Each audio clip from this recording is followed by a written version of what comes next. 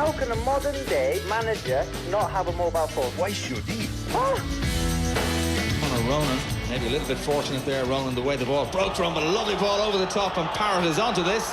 Troy Parrott, chance to make it 3, and it's there! Troy Parrott makes it 3-1, 73 minutes into the game. Again, brilliant play, that man again, Connor Ronan being excellent since he's come on.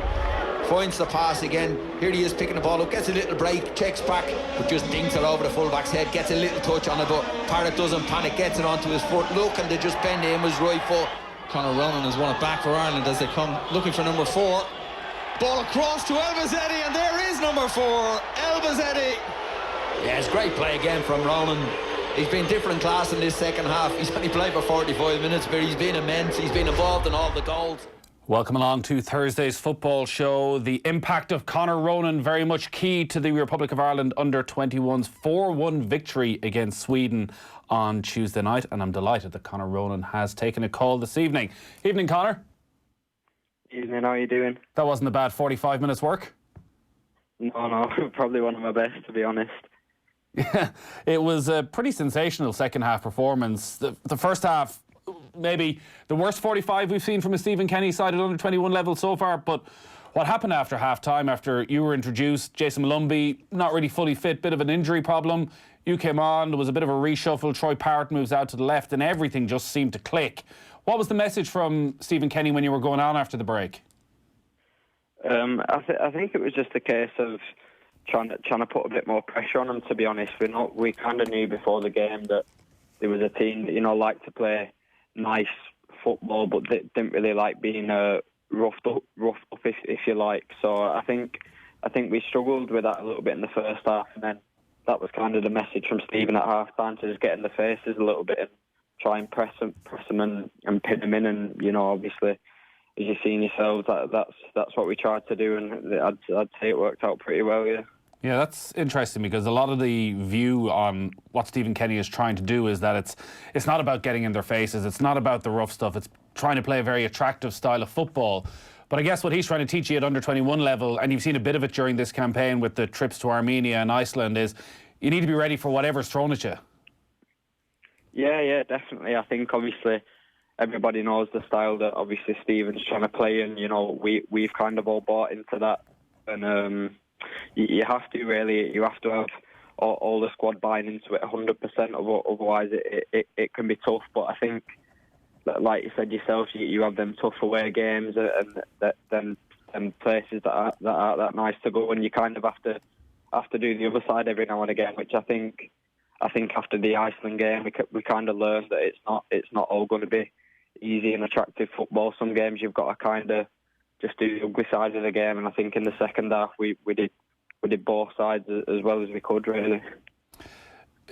I know you're based over in Slovakia at the moment with your club, and we'll get on to that, and it's of particular relevance now, of course, with the senior team playing, but I'm sure you're aware of the huge level of interest that's there in what Stephen Kenny is doing with the under-21s, due to the fact he's going to become the senior team manager, and everyone's interested in the style of football, and some of the results have been so impressive so far. What's been your view in the last 6-9 months working with him, and your awareness of what he was about before he took the job, and where he's got you to now? Yeah, well, I think obviously being involved in the last campaign a little bit, and then kind of hearing that Stephen was coming in, and the fact that obviously we all knew that he was going into the senior setup after, is just a massive boost for all the lads, really. So when that first squad was getting announced, it was kind of one of them moments where he's really wanted to, if you wanted to be in any squad, it would have been that one, to just kind of get in his eye line straight away. And I think since then all the lads have just been like fully bought into what he's trying to do, and just trying to impress, really, like you would with any manager. But I think it's just that extra little bit of motivation, knowing that obviously he's going into the senior setup, and if you perform well enough under him, and you kind of in the back of his mind when he does go into that, then there's always that chance of him calling you up. And what is he trying to do? What is the message that he's given, particularly to a player in your position who can play just behind the main striker in the number 10 role? You can rove around the place. When things are going well, that's the best position in the park to be. If it's a struggle at times, you can end up getting a little bit lost. What's his message? What's he looking for from somebody playing in that position? I I think, like you said yourself, I think attacking it's a little bit of a free roll, and like you saw the other day against Sweden when Troy went out onto the left. It's not when we've got the ball. They're not really set positions. You know, we all like to interchange with each other. Obviously, when Troy was out there, he likes to come inside as he used to playing central, and you know, I quite like drifting out to the left anyway and getting a little bit of space out there. So I think for someone like me, his style of play suits me down to the ground. Really, just that freedom, and then obviously the other side of the game is just trying to get back in and get behind the ball when defending and press as high as possible when we've got the chance. Everybody's so excited by the quality of the football that you're playing, and you're reminded time and time again that this is a culmination for a lot of these players of many years through the underage system with the Republic of Ireland, and you've played 17s, 19s. Is that how you see it, that this team hasn't just come out of nowhere, new manager in, transforming the way Irish teams play, that actually this is the way you've been brought up playing in a green jersey? Yeah, I'd agree with you with that. I think coming up through a lot of the age groups, and obviously I've played quite a lot of underage games now. It's always been the squads that I've been in. It's always kind of been players your sort of age. So if you were 17s, older lads would be, roughly 16, 17. Similar with 19s, but with this 21 squad, you can kind of see that he's just picking players based on form and who he thinks will perform best. I mean, you've got 17-year-old lads in there. You've got myself, 21-year-old lads in there, and everything in between. So I think that's probably the biggest difference that I've noticed, is that the squads are just 100% being picked on form and who's going to perform the best. I was reading some of your post-match interviews from Tuesday, and obviously everybody's asking about that next step up to the senior squad, and particularly that Aaron Connolly has done it and Troy Parrott making his debut this night last week against New Zealand. You are, as you mentioned, one of the more senior players. That it's someone that Stephen Kenny should be looking at very soon, and you're playing first-team football over in Slovakia. Do you broach that with Stephen Kenny when you're around the team hotel? Do you talk about what you need to do to make that next step, that in a year's time when he's picking a senior squad that you're very much front and centre in his mind?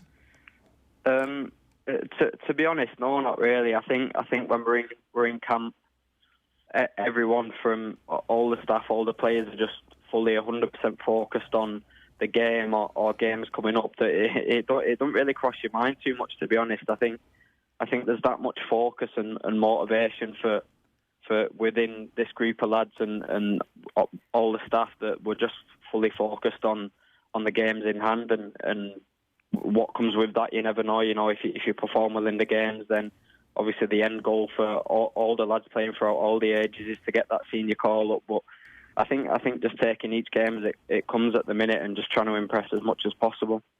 Your own personal story, you're from Rochdale, just outside Manchester. What's the connection with Ireland? What's the family heritage? So my grandparents on my father's side, my granddad's from Kilkenny and my grandma's from Galway. So you could have been a hurler, really. Should have been a hurler. Yeah. So was this something when you were growing up that was very much part of your life, that Ireland was a part of your life, that you would think about putting on the green jersey, or was it something you stumbled into? I'd say not from a really young age, just kind of when football started to get a little bit serious, when you start to take like 14, 15, you start to get picked up by clubs and things like that, and that's when you kind of first hear about the underage international football, really. And then as soon as that kind of crosses into your mind, you only really have one aim, and obviously from a young age, I think your aim is just to get in the next squad, really. So when you turn 15, 16, you're always aiming to get in that 17 squad, and then from then on, you're just aiming to get higher and higher. And obviously, like I said before, now the next aim is always going to be that senior squad for me and all the lads in the under-21s at the minute. You're still officially a Wolves player, but you're out on loan. You're playing in Slovakia with a club, FC Dak. How did that come about? Yeah, so basically I'd kind of had two lower league in England loans that I wouldn't say unsuccessful, but not as successful as I would have hoped, and maybe just didn't suit my style of play as much as I would have liked. So I think going abroad was always kind of in the back of my mind, coming back from that second loan maybe I didn't have Slovakia in mind, but when it was kind of mentioned from Wolves, and I had a look into it, and obviously the manager over here and what they're trying to do and the way they're trying to play it, it was just one of them really where it suited me, and at that time in my career I wasn't really too fussed about where I'd be playing. I was just missing playing regular football so much. I just wanted to get back to that, and thankfully coming out here, the manager's given me a chance, and I've played pretty much every game since I come out here, and I feel like I'm playing the best football I've probably played so far. Yeah, you're being rewarded for what I guess is a brave decision, because it's not a part of the world where many young footballers from over here end up playing their club football. And it's interesting you mentioned going on loan to those lower league clubs. I think it's something that so many young Irish and English players have in common, particularly talented, creatively talented players like yourself, that like going to lower league clubs in England where there's such a desperation for points that quite often it actually doesn't suit your development and the development of the more creative style of player.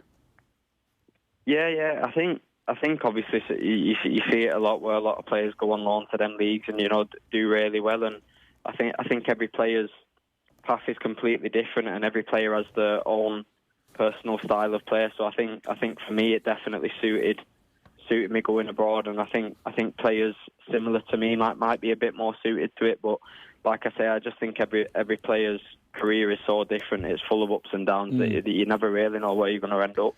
Because it's not a path that is, maybe it's becoming more common. You look at the likes of Jadon Sancho going over to Germany. It does seem a lot of maybe 17, 18-year-old English players are being scouted a bit more by clubs around continental Europe. But it is surprising that more players don't go down that route to clubs that more suit their style, that there is a sense of actually staying within the English game is the quickest way forward.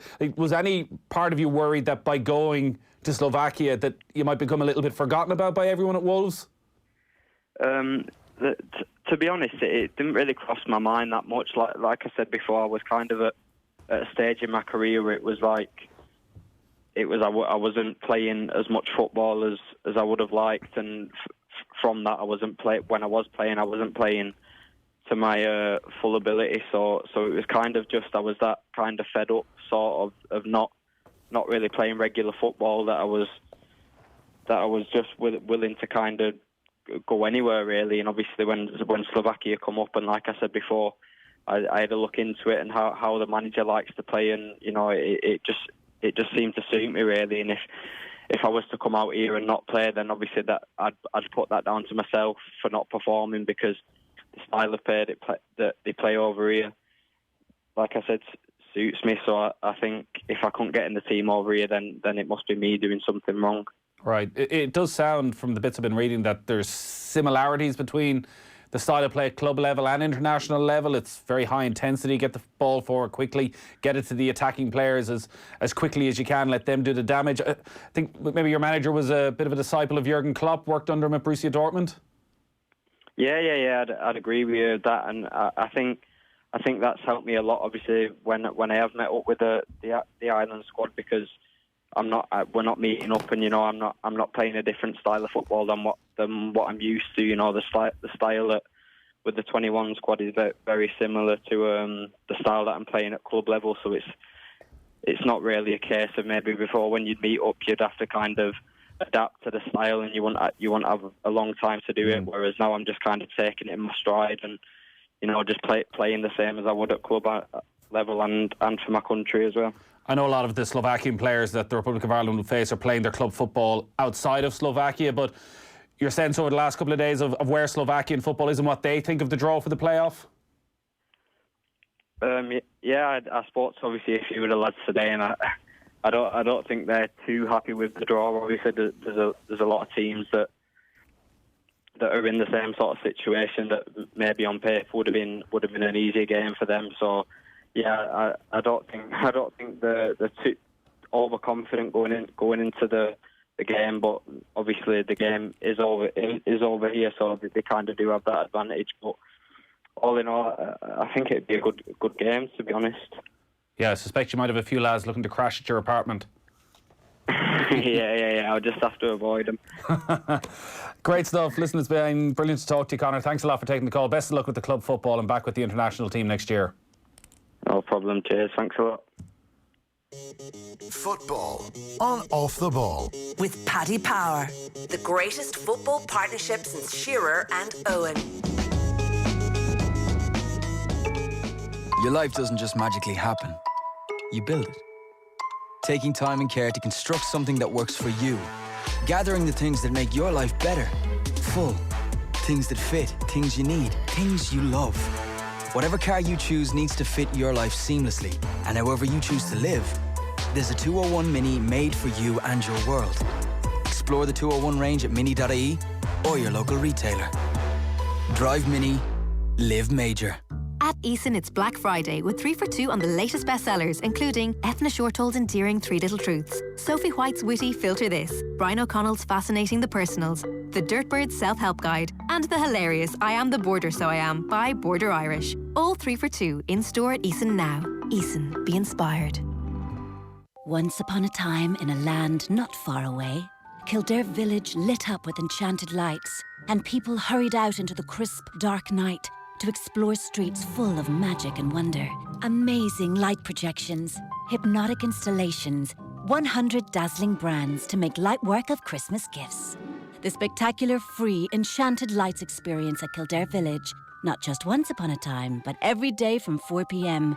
Find out more at kildarevillage.com. This is Dr. Laura Heavey for Médecins Sans Frontières, Doctors Without Borders, making an urgent appeal. This Christmas, our emergency teams will volunteer their time and skills to provide life-saving medical care at the front line of crises in Yemen, South Sudan and the Ebola outbreak in DRC. But they need your help. Please donate to Médecins Sans Frontières. Free phone 1800 905 509. That's 1800 905 509. Or visit msf.ie. During the Joe Duffy used car sales event, we have reduced the prices of our used cars by up to €3,500. With an extensive range of over 1,000 cars to choose from, we are Ireland's leading motor group. Think used cars, think Joe Duffy, think Joe Duffy. The Killers, imploding the Mirage Tour. Live, Malahide Castle, June 16th, subject to licence. Plus special guest, Sam Fender. Tickets from $69.90 on sale this Friday at 9 a.m. Additional charges may apply. The Killers live at Malahide Castle. Tickets on sale this Friday. Have a great evening with itsforwomen.ie. Don't live your life on hold. Get a quote now at itsforwomen.ie and see why we're trusted by over 130,000 women in Ireland. Football on Off the Ball. With Paddy Power, the greatest football partnership since Jeff and Heskey. All right, you're welcome back to Thursday's football show. Our football coverage brought to you with thanks to Paddy Power. I'm joined in studio by Kieran Lucid, who is the man behind the proposal for the new All-Ireland Football League. Thanks for coming in. Thank you for having me. You're a lot younger than I imagined. Yeah, well, it looks to me this evening. 36 now, but yeah. It's pretty young for such a grand plan. It is. It's like I've been, you know, my friends and family have been asking me what am I doing. It's a bit of a mad one, really, to be honest. But I don't know. I think it's a good. It's worthwhile endeavour. Yeah. So there's been quite a few developments. We've been talking about this for probably almost 6 months at this stage. Potentially a big setback over the last few weeks. Before we get into that and where this project is going, for people who are listening and who don't know you and don't know the people involved behind this proposal for club football on the island of Ireland, what is the vision? What is the grand plan? I think the grand plan, in a very basic level, is just to restructure domestic club football on an all-Ireland basis. Both leagues, you know, there are green shoots of positive signs, but I think they could use something new, something that rejuvenates the game, puts it on a sound footing. And that's basically it. And I think the project and I guess my interest in it has come out of the club's interest. The clubs are up for this, really. And it started from the northern side when I lived there, and the northern clubs saying, if it made sense financially, we'd definitely go for it. So that's where it all started. You've said a couple of times since we met that you're not a League of Ireland man. So what sparked your interest? I think I lived in London for 4 years, and in 2016 I moved to Northern Ireland, and I think maybe it's because I'm a Man United fan, and conveniently I started drifting away from English soccer, I think. But it's when I moved home and I don't know, I just kind of fell out of love a little bit with English soccer. And, you know, it wasn't just when Ferguson left. I think when you saw Michael Owen scoring for Man United, there's something, there was I would say a slow drift. And then as I moved home, and obviously the GA here is an immensely successful product, sport. And I think that local connection is something that people don't realise that soccer has as well.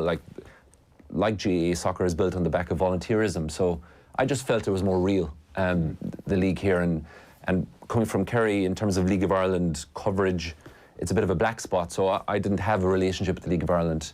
And I've said previously that the only mention of it in our house was when Cork City were hosted Galatasaray, and my dad went down to watch it, and they ended up playing Man United in the next round, actually. But apart from that, there was no relationship to the League of Ireland. So I'm definitely a latecomer to it. I can't get around that. So if you don't come from that League of Ireland background of one of those people in the stands, looking around thinking, we've got to strive for more, we've got to make this league better. What is your background? What is the expertise you're bringing to this? I wouldn't claim to have the right expertise for it, but I'm a data scientist, and when I was working in London, that's what I was in. I was in tech, I was in data science, and I had a small company that was acquired by a Northern Irish company, so I moved there. And when I started speaking to, I would say, Northern Irish chairman, and I guess they validated the idea in terms of we're up for this, then I just went away and I wouldn't, geeked out, so to speak. I just started looking at the population sizes, the hinterlands of clubs, the attendances, compare them to similar sized leagues in Europe, namely Denmark and Scotland, and just tried to understand why the attendances here were relatively lower. What did you come up with?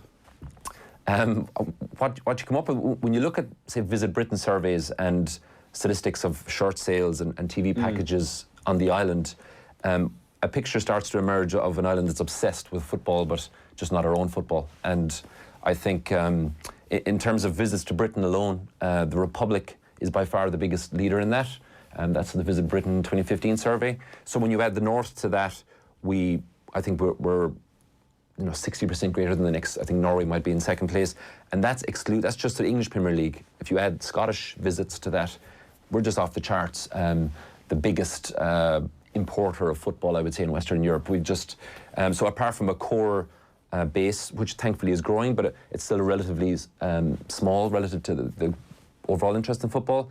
A picture emerges of just an island that loves English and Scottish football and not our own.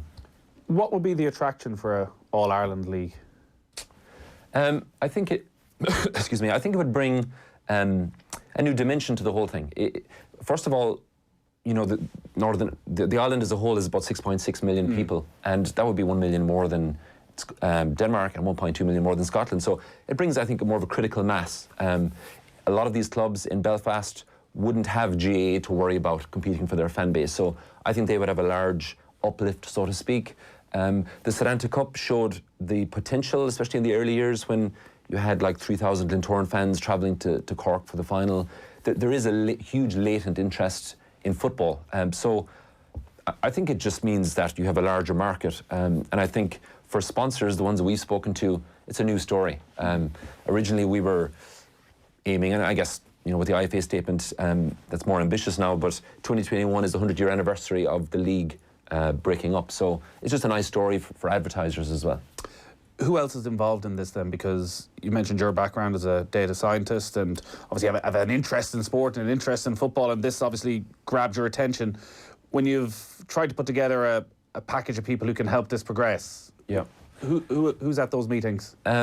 Well, Mark Duffy, who's even younger than I am, around 26, 27, he's a councillor in Mayo. He was the first to come on board. And then, I guess, more well-known figures like Brian Kerr, obviously, Alex Horn, who ran the FA in England for 5 years, Catherine Toolan, the head of the Convention Centre in Belfast, Stafford Reynolds, who's a former chairman of Glentoran, Brendan Dillon, former chairman of the league, and Kieran Medler, who's the head of tax at BDO Accountancy. So a good mix, a good north-south mix, and a good east-west mix in terms of Alex, and actually Oliver Weingarten, who is the Premier League commercial general counsel for 7 years.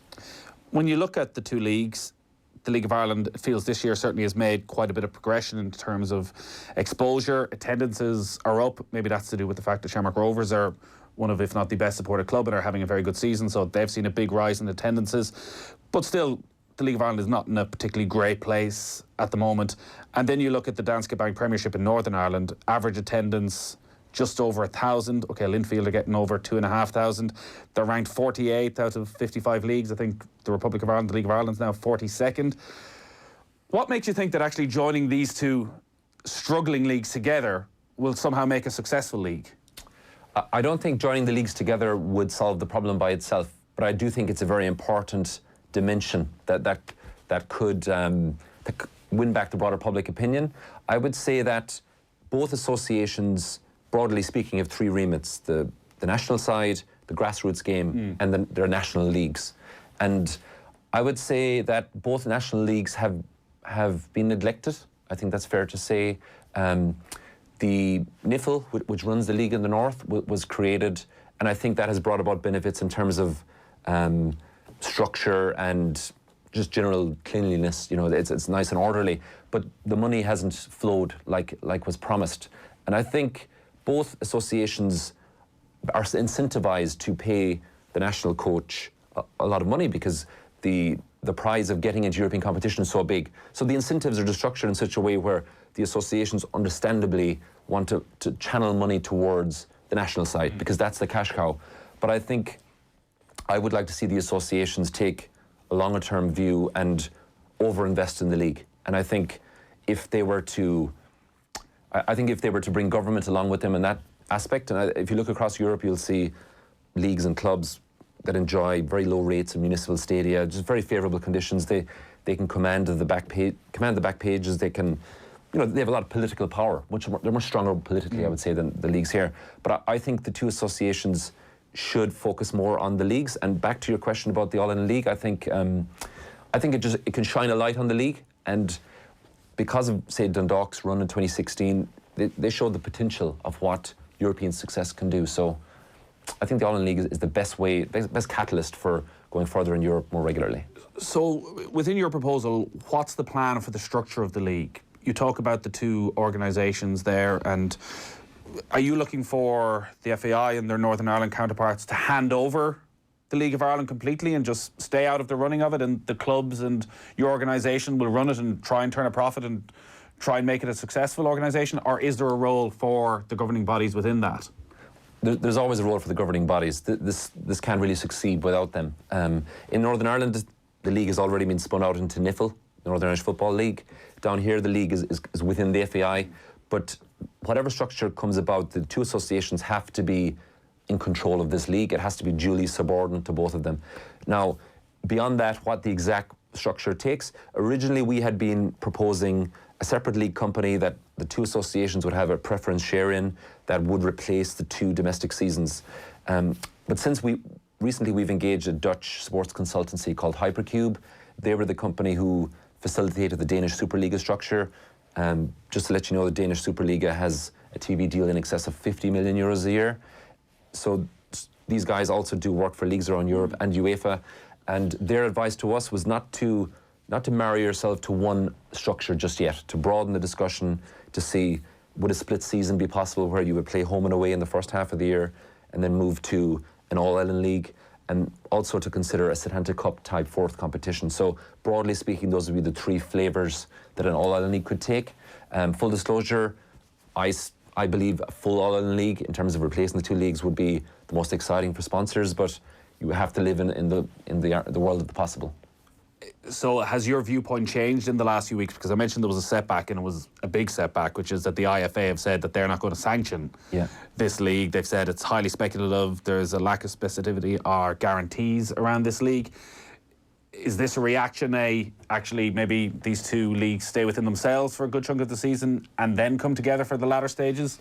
So it was just unfortunate timing. The IFA's board meeting was the same night as our meeting in Dundalk, at which Hypercube presented, and this was told to the clubs. Yes. So, yes, since the IFA's statement, we have broadened the discussion. So we hope to be at some stage be able to get the IFA back on board, and given the fact that we've broadened the discussion, hopefully that gives them room to.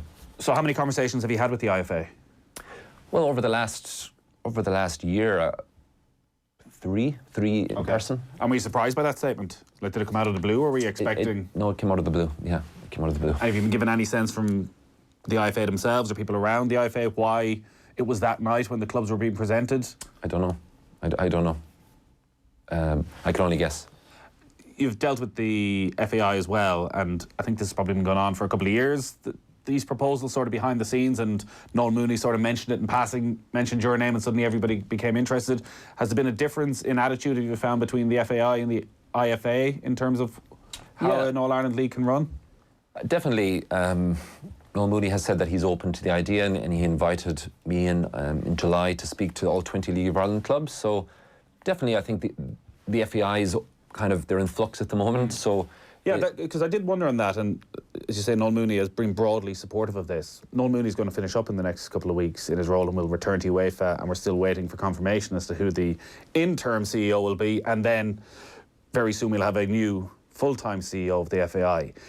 Did you feel when you were dealing with Noel Mooney, you were dealing with somebody who could have an impact, who his word was something that would last in the FAI, or is it a difficult organisation to deal with right now because who knows who's in charge?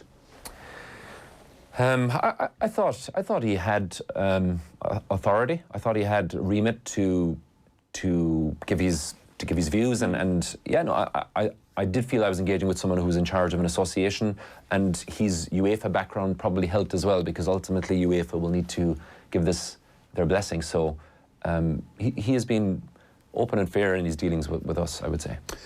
When you've been talking to the clubs, and it seems to have been quite a few meetings with the clubs, what have their attitudes been, and I guess what have their concerns been? Because when it comes to Irish football, and understandably so with everything that's come to light over the last 6 months, I think everybody's wary of anybody coming in and wondering what their motivations are. What have the clubs' questions been?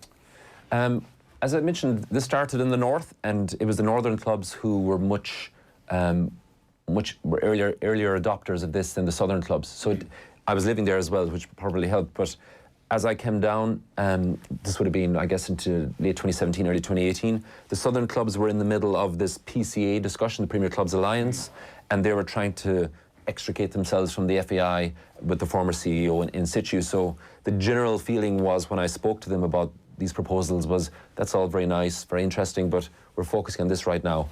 And over the following months, the southern clubs began to warm to it. And so, this hasn't happened quickly. As I said, this started in late 2017, so it's been a very slow process. And I think gradually the southern club, and all the clubs, as shown in Dundalk, which was a brilliant meeting, I think the clubs have warmed to the idea, and those fears that you mentioned, that suspicion, hopefully has dissipated.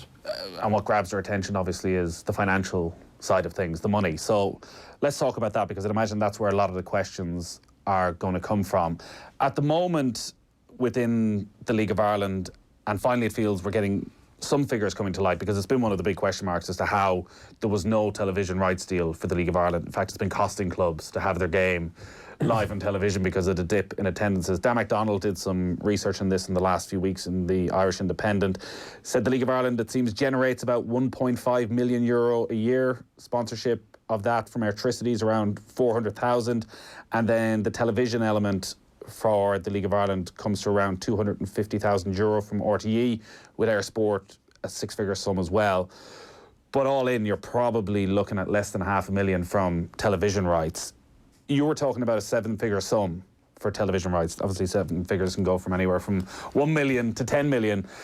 Why do you think suddenly you can get a 750% increase in television revenue, if not more? Because, well, very frankly, the discussions we've had and their declarations of interest, I would say. But I think it's tricky at the moment for, say, RTE, because on a pure hard calculation, they would say that they lose money broadcasting the league, and it's chicken and egg scenario. So for any of your listeners, we have this social media video campaign on Twitter and on Facebook. If you search for All Ireland League, and we have a website, allirelandleague.com, and in there, one of our videos, we explain about what we call the football wheel, which is this, we think is this kind of spiral that the league is caught in at the moment. They don't have enough money to invest in facilities and even TV gantries, which means that a broadcaster will have to come along and erect scaffolding for every game. So it's kind of, you're victims of your own poor financial situation. So I think the league needs investment. I think government needs to play a role just to get it up on a more sound footing. And I do think then that broadcasters would see it then as a more viable investment for them. But back to the All-Ireland League, I think, again, it's because of the bounce and interest that they would see on it. It's a new story. I would say...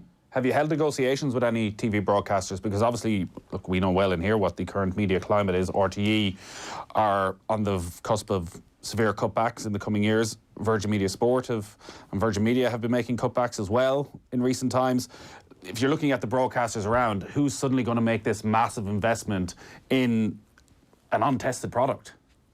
Well, we've spoken to the various pay TV and free-to-air broadcasters who operate in the Irish market, whether they be Indigenous Irish broadcasters or UK-based. And without naming names, as I can say, the pay TV players have declared serious interest in this league. Now, it's not going to be towards Danish money, but it is going to be well in advance of what either league receives at the moment. And like, people might say, why compare yourself to a very mature league like Denmark or Scotland? You're just dreaming, but it's always worthwhile, especially given that they have smaller populations, to compare yourself to someone who does it well. In Denmark, for example, they live under the shadow of the Premier League just like we do. The Scandinavian TV deal for the Premier League dwarfs the individual domestic leagues, but still they manage to have a successful league. And I think, again, back to government, they do help in that respect. And I do think you see the green shoots with Dundalk and some of the progress being made by Bows and Rovers in terms of attendances. There is work being done, but I think the progress being made, even in the north as well, is due to the ingenuity and the resilience of the clubs. The associations aren't the ones putting the money in that's making that happen. You've mentioned the Danish league, and 50 million is the dream down the track, and they've had clubs who've been successful at Europa League and Champions League level. Copenhagen get to group stage from time to time. Obviously, there's a good history there with the likes of Brøndby. Are the Danish league an example of a league that's been revitalised, or was there always that strength there in terms of how they operated commercially? Or when you've looked around Europe, are there examples of leagues that were really in the doldrums, that were really struggling, that actually got their house in order and are now at a decent level? Well, that's a good question. I think my research has been, say, in the last 10 years, and I haven't gone beyond that. So I don't know of an example in Western Europe, at least, of a league being as weak as in terms of attendances relative to the population as the leagues here, and having a big bounce. But I guess on a positive note, football is still the biggest sport on the island. That's a controversial statement, but if you look at grassroots participation and interest, say, in English football and British football, I would say that's a fair statement. So it's not some fringe sport we're trying to rejuvenate. This is the world's most popular sport, arguably the island's most popular sport. And in terms of a football spend or football deficit that we run every year, it's in the region of $250 million a year on the island. So again, back to my earlier point, we're obsessed with the game, and it's not trying to invent some new football. The vision I would have for an All-Ireland League would be something akin to college football in the States, where it's not the NFL, it's not the guys at the very, very top of their game, but it's the next stars rising through, with a little bit as well of the likes like Damien Duff, and even in Vincent Kompany and Daley Blind, going back that homeward pull where they come back a bit earlier. So holding on to guys a bit longer and bringing the mature guys back a bit earlier means that you can still have household names and exciting people to watch. When you've been doing that research then the last 10 years, what is it that you've discovered puts people off going to games, and maybe more importantly for this, what puts off television companies investing in Irish football? Well, I can tell a very simple example. So the first game I was at, I think, was in this journey was about 2 years ago. Pat's at home to Cork City, and I roped a few of my friends in saying, this is going to be great. And it was a bad night. It was February. It was wet.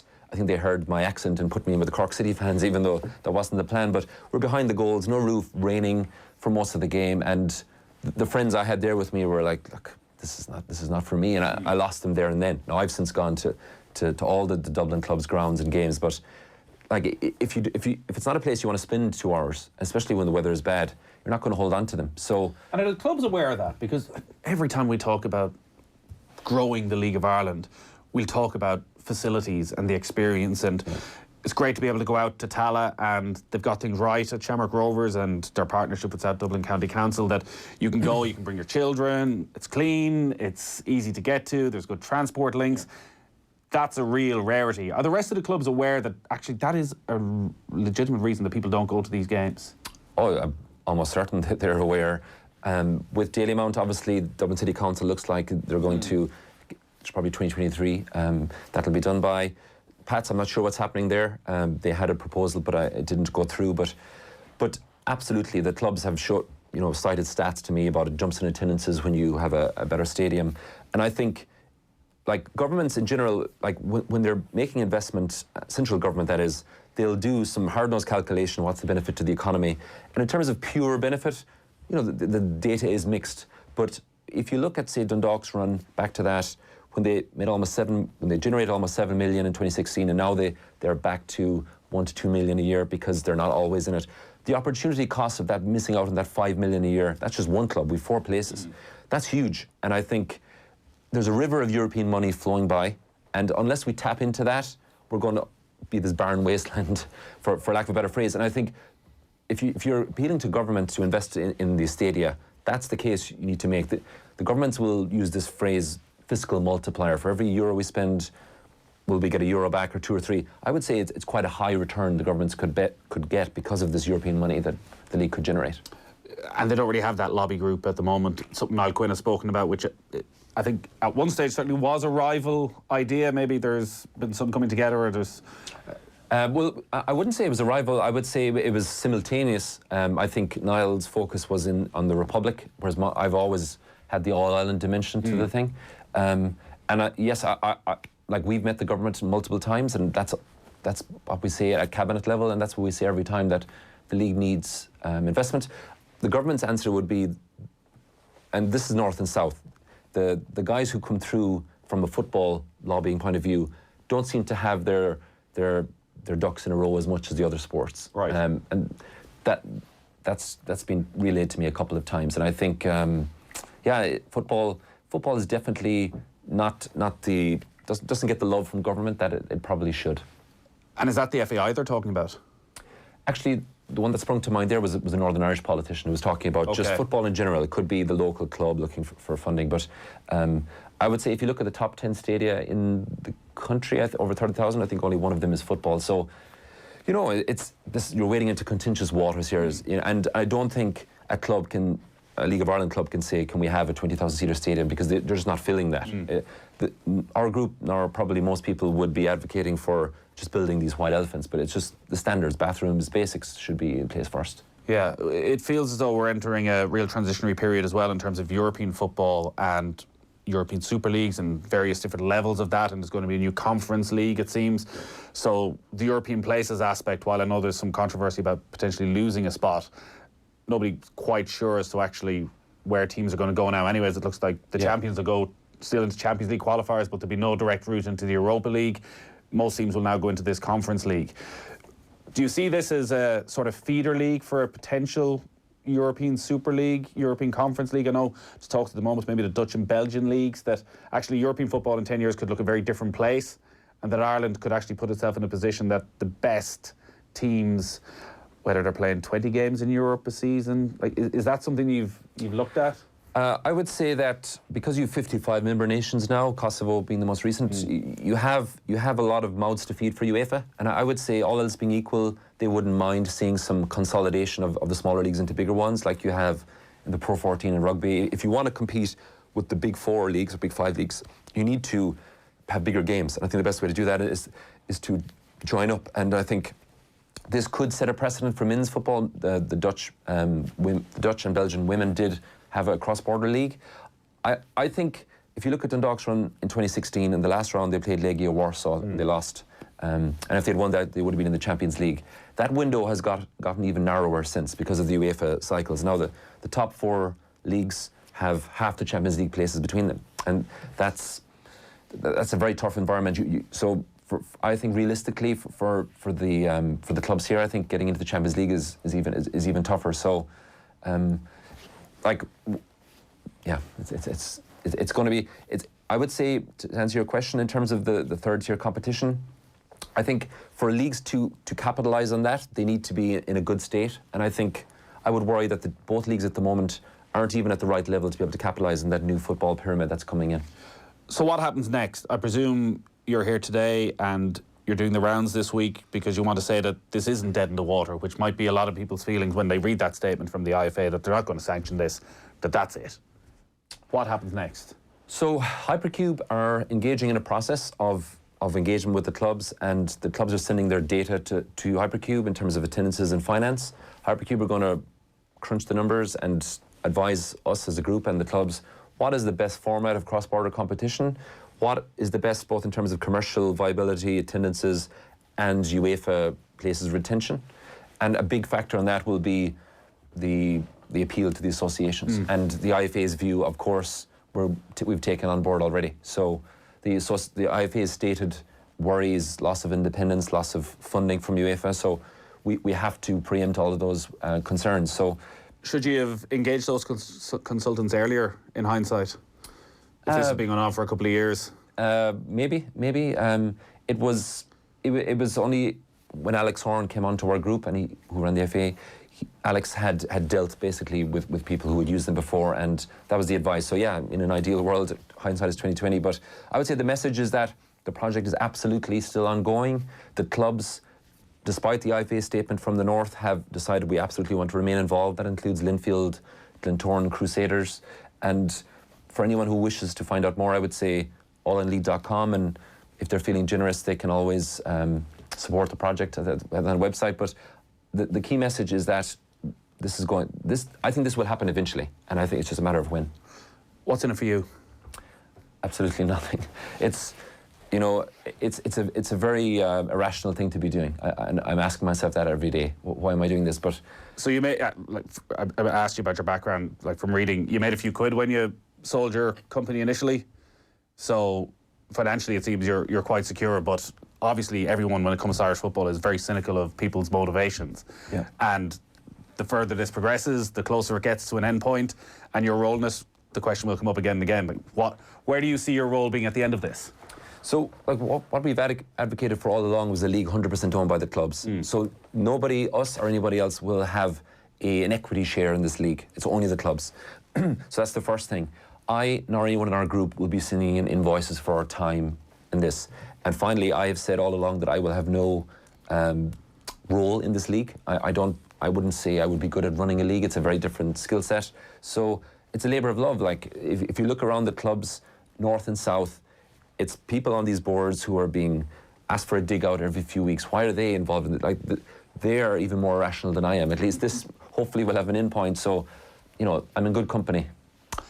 So you still feel this is very much on track. What are the next key points that we should be keeping an eye out for over the next few months? I would say the video channels we will hope to, like, I guess the last few weeks we've paused a little bit and tried to digest what the IFA have said, but we hope to ramp that up again. It's been very well received, and we would always welcome people to reach out to us, info@allinleague.com. Don't be a stranger. We always welcome input from fans and coaches, whatever else. So I would say after Hypercube's analysis is done, that should be in the new year, we will probably release a statement saying that these are the different formats of competition we think could work. And part of Hypercube's process will be to hold fan forums to get the fans' idea. Because in Denmark, they couldn't agree a format, and the Danish structure that you see now actually came out of a fan event one night. They put a crate of beer literally on the table for 3 hours and they thrashed it out. So we think the fans have a big role to play in kind of having input in this. This isn't the week to be talking about how great the Danes are. We hate those guys right now. Kieran, I think it's great, listen, after the last 6 months that we have people with ambition for Irish football and we're having these type of conversations. Keep us up to date over the next while. Thank you. Football on Off the Ball. With Paddy Power. The greatest football partnership since Shearer and Owen. Take comfort in a brilliant choice. At Citroën, our cars are designed to suit every lifestyle, like the Citroën C3. It's as unique as you are. Take comfort in great offers. With representative 0% APR finance across the range. Take comfort in whichever one you choose at your nearest Citroën dealer, or find out more at citroen.ie.